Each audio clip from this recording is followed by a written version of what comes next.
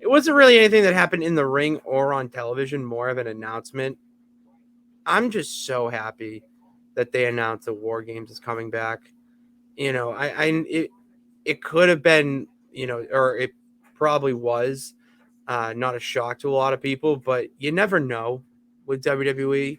It Mhm. probably could just do 1 year and then it's like, all right, we'll go to this and we'll do that. And it's with the announcement that War Games is coming back, that indicates that it's going to be an annual thing.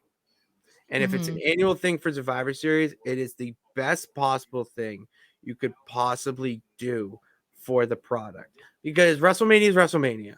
All right. Yeah. SummerSlam is that, nice transition into the next like season. It, Mhm. it serves its purpose. And the Royal Rumble has its own gimmick match.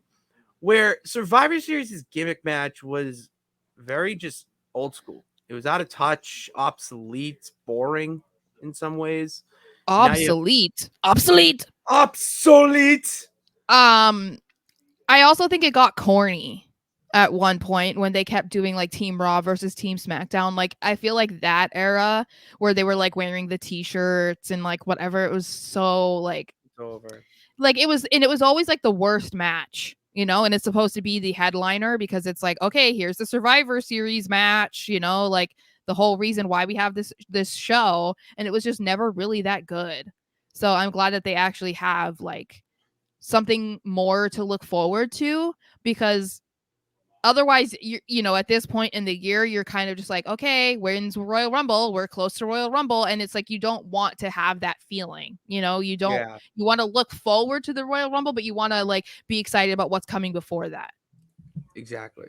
Yeah, you want to be hyped up for the Royal Rumble after Survivor Series, Yeah. and Survivor Series with the traditional matches really doesn't hype you up. It more just it just you stay middle. You stay where you are. Hmm. Mr. Anderson, yes, I think you might be the only person who misses it. I mean, I get it from a nostalgia factor, but just like otherwise, it's been done. You can only do so many and have it be different. Um, it's like you got to add another element. You got to add a stipulation to it to put asses in seats.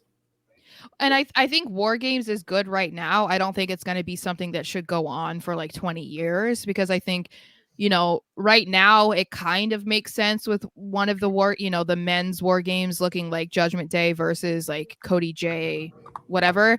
But like even that feels a little bit forced.